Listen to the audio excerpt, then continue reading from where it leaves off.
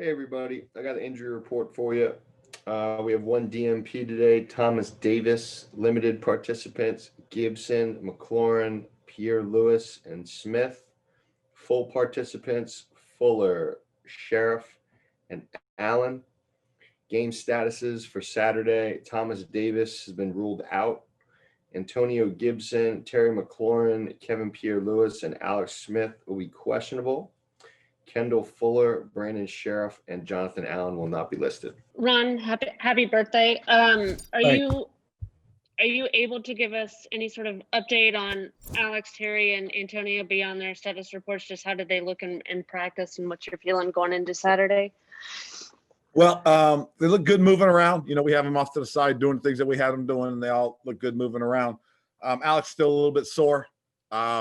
It's one of those things that I kind of wish we had an extra day just to be sure, but we'll see how he is tomorrow morning, and we'll go from there. But we had Taylor took the bulk of the reps, and we went through practice today. And secondly, with everything that happened yesterday in the city, was there any sort of meeting or discussion with the team about everything that went on? No, we were trying to get the feel and the pulse for the players, and it seemed to be very positive. I talked to our director of player development, and they just seemed to be in a good place. And they had a lot of energy today in practice. We had a lot of fun at the end of practice. They were harassing somebody about their birthday, so it was one of those things that if the mood had been different, I most certainly would have addressed it. But I just didn't think there was the need for it right now. Thanks. Hey, Ron, and happy birthday. Thank you. Something that's, of course, one thing that Scott mentioned yesterday is that you guys are certainly not babying Taylor Henneke, as he might possibly have to play in this game. One of the things I was kind of curious about is, do you feel like this is the kind of game where the quarterback can simply manage it and you guys can get through it? Or do you feel like this is the kind of game where there's going to have to be some plays made by the quarterback or whoever is back there? What's interesting about this, Rhea, is a lot of times, you look at your personnel and you say, hey, if we got this, we just got to get the ball in their hands. And I don't know if you necessarily would say he has to manage it, getting the ball in their hands, or he has to make plays, getting the ball into their hands. I think we have guys that can make plays, so we've got to get the ball into their hands. We can manage it, I think. A lot of it has to do with the play calling, obviously, and then reacting to the defense and making good decisions. But I think if we manage it and we do spread the ball around and get the ball into the guys' hands, they can make plays for us. I mean, this really is I think, as far as our team is concerned, we're trending up. We got a group of guys that we think can become playmakers in this league. They've shown their playmakers. Good example is what happened last week with the 2 touchdowns we scored. I think, Terry and Logan both showed that they are guys that we can go to in the red zone and get the ball in their hands. You look at what JD has showed us over the course of the season. He's a playmaker. Cam's a playmaker. Peyton's a physical downhill runner. Guys like that, you just got to get the ball to them. And so I think that's what, the quarterback has to do, whether it's Alex or it's Taylor, is we got to get the ball into those guys' hands. And obviously, I know that regardless of who's going to be back there, it's going to be very important for you all to establish the run in this game. And I know how much more difficult it'll be with Tampa Bay. And at this point, I'm more or less curious, how do you, with the defense as stout as they are, what do you do in order to create those kinds of success? Because we've seen what happens when the team gets away from running, like the Carolina game. You've mentioned that a couple of times. Yep. And we've seen what happens when you guys stick with it. So how do you guys stick with it, create success, at least for an opening, a possible big play there? Well, I think the big part of it is this game. We've got to keep this game close. We've got to play well on defense. We've got to put points on the board when we get the opportunity, and make sure we keep it close. If we keep it close, and they can't pin their ears back knowing that we got to throw the ball. It gives us a chance to stay balanced, and that's what we have to do, is stay balanced against these guys. And I think we can. I do. It's a good challenge for our young football team to find out exactly where we are, and doing things the right way and keeping it balanced gives us an opportunity to keep the run pass question in their mind. And I think that helps us. Thank you. Appreciate it. Yep. Chris Russell, if he's not on. Sam, I am. Hey, Ron, I wonder, you've talked a lot about, the importance of having the pulse of your locker room and kind of leaning on your experience. I wonder today when you came in, is that sort of an example of, hey, maybe we're not going to address the team because you felt out the vibe? Do you feel like that's an example of maybe the advantage of that? I do. It's kind of hard though because of the COVID, because we can only have guys in early that are getting treatment or working out. And so when you try to interact, you don't have the big groups of guys like you normally do.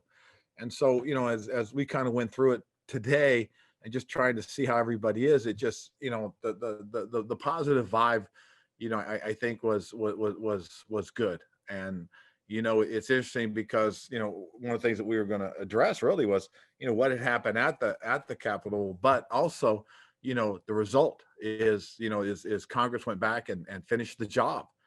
And so, we know, what now there's no doubt, there's no chance that, hey, this is our president going forward. And that's kind of, I think, how the guys felt. And so, the intent was to talk after practice, but they had a lot of energy, a lot of positiveness about them. And, I felt that might have been a little too heavy for them.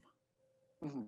Fair enough. And I wonder, when last week when you kind of had that routine set up for the late start, did you learn anything, through that routine, or are you going to tweak or adjust anything maybe now that you have another late start? Felt good about it. And getting the opportunity to see the guys and how they were interacting with the stretch. We had to do it socially distanced. We had to set up 10 stations, this massive ballroom. So there's a lot of area for each guy to work. And a little music going, and you could see the guys were kind of, they were kind of relaxed, had some energy, and one thing did ask is, hey guys, let's don't expend too much energy during this. Let's just make sure we're getting a good quality stretch and activating our bodies. And so I think that'll, that again is the same approach that we're going to use and use the same format. Thanks, Ron. All right. Chris? Hey, Ron.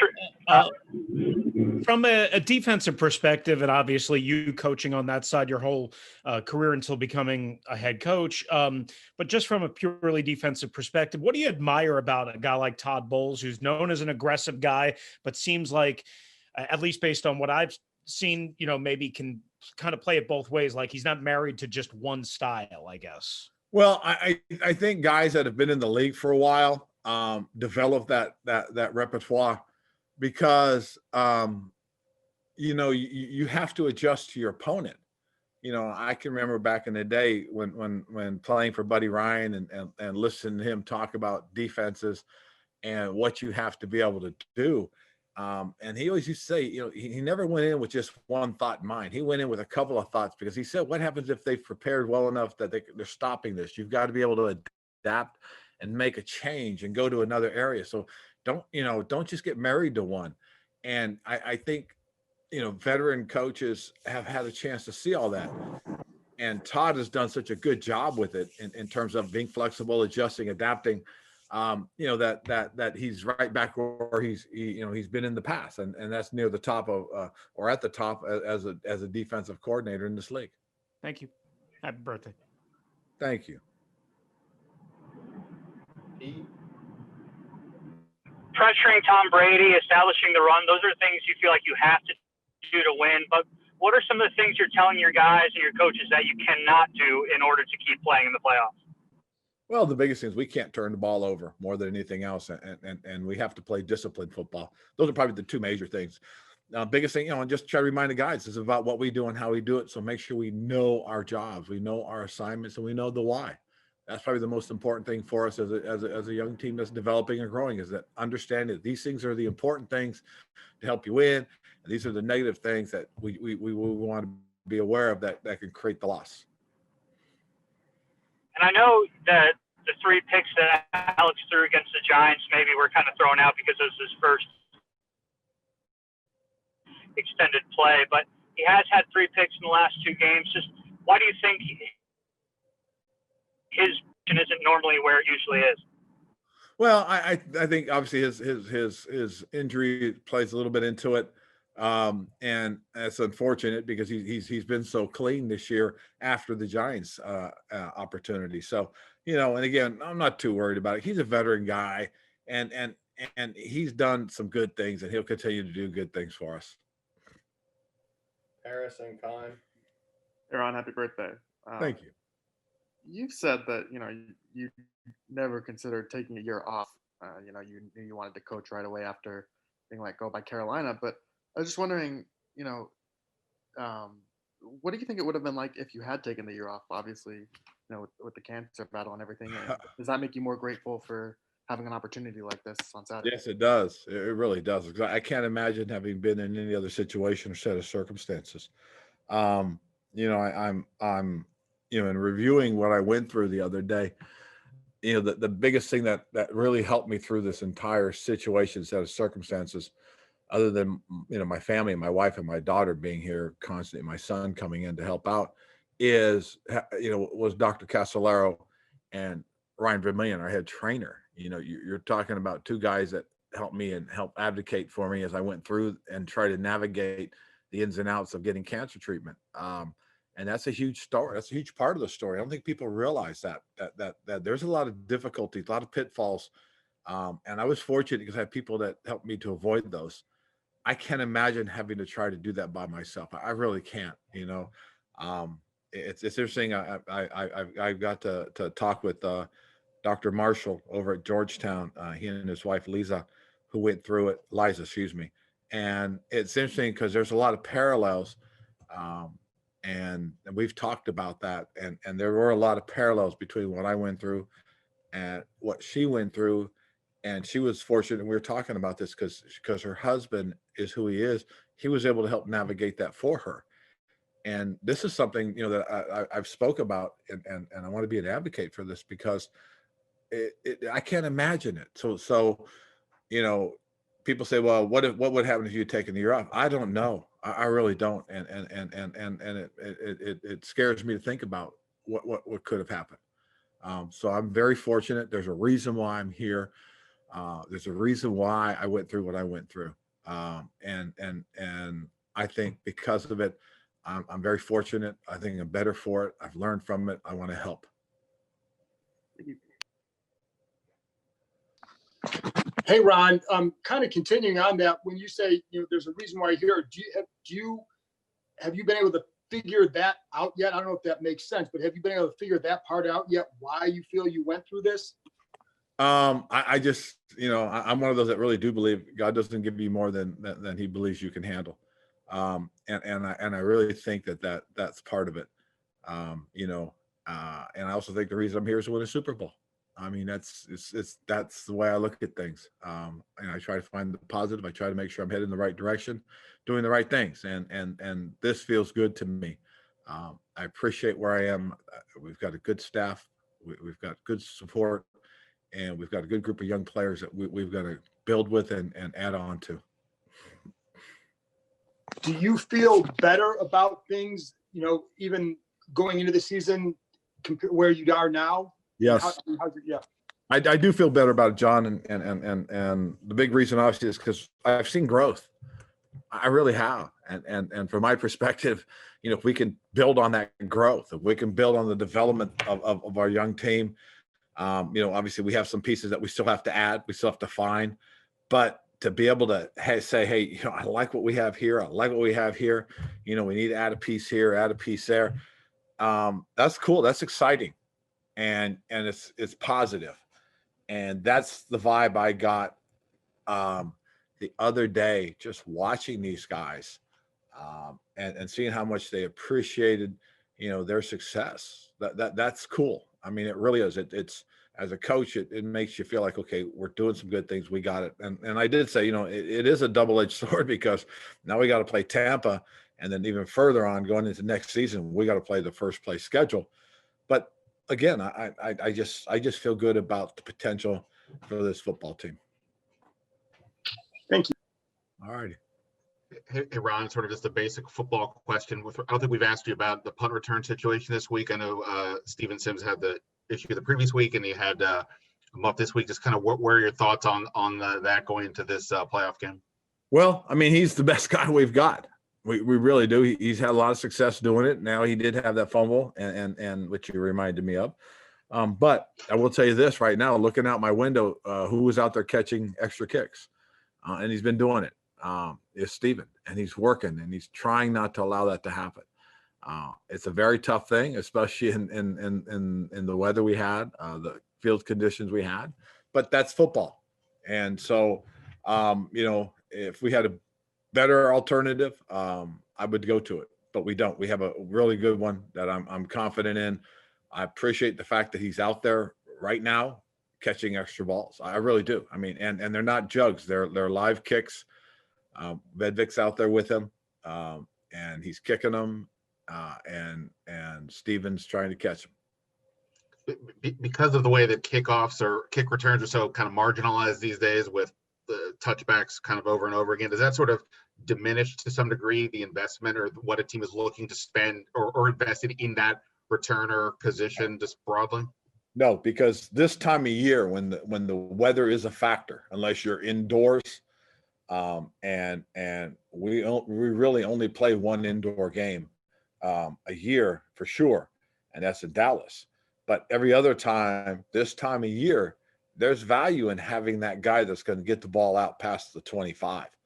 And we feel good with Danny Johnson back there. We think this is a guy that can get the kicks out, past the 25. As far as the punts are going, again, the value is in the guy that can return them, but most importantly, he's got to catch them. And he's worked at it. He's done a good job trying to make sure he's set, and it's he wants to do it the right way. Thank you. Hey, Ron, happy birthday. What are you, 29, 30 now? I don't even know. What's the age? What I am is it's the 29th. I'm 29. It's the 30th anniversary of my 29th year. So I'm pretty excited about that. Well, happy birthday. And during your playoff experience with Carolina, you've been both an underdog and a heavy favorite. And I'm curious, in a playoff setting, is it sometimes easier to be the underdog where you don't necessarily have that pressure and you can play a little bit free and loose? Yes, it is. I really do think that. I will say the way our guys handled this week, I think they'd have been fine if we were the favorites too, to be honest. I think these guys are excited. I think they're energized. And I really do think they all share Chase Young's outlook on this. And that is, hey, we get a chance to play against the best, and so I think that's the challenge, and I think they're excited about it. I think, they look at this, and this is a team led by, one of the iconic players, and many people consider him the GOAT. So I just think the guys think it's a cool challenge, and so that's the fun about this week, and we'll see how it goes. I mean, that's why we're going to show up. We'll play hard, and we'll see how things unfold. And Ron, obviously, it's been a difficult 24 hours for this country. A lot of coaches, a lot of players have been reacting to what they saw at the U.S. Capitol. Wondering if you'd be willing to share your feelings and your emotions to what you saw yesterday. Well, the biggest thing I saw, I thought was a little scary because it's not indicative of our country. We are, one of the quote unquote beacons of democracy that everybody looks to, and yet we had this quote unquote insurrection that went on at the Capitol, this violence, and that's unheard of. That's unprecedented for that to happen. Had happened since 1812, the War of 1812, and that's disappointing because, again, we have always been a country, that's been based on our principles, and for this to have happened, I'm truly disappointed that there's people that didn't think that there was a better way. And if you look to the state of Georgia for the example, which was as great an example as there could be, Stacey Abrams a couple of years back lost an election, and she felt she was wrong, but she didn't pout about it. She went out and she rallied the troops. She rallied the support. And now look what happens, and so when that happens, you said, man, that's how we should do things. When this happens, you sit there and go, that should never happen. That's inexcusable as far as I'm concerned. And that's my feeling. That's my personal, this is how I truly feel about it, and I'm a conservative person for the most part. But I got to admit, if you don't know how to deal with it, I thought, the role model was what Stacey Abrams did in Georgia. Thank you, Ron. We'll take 3 more.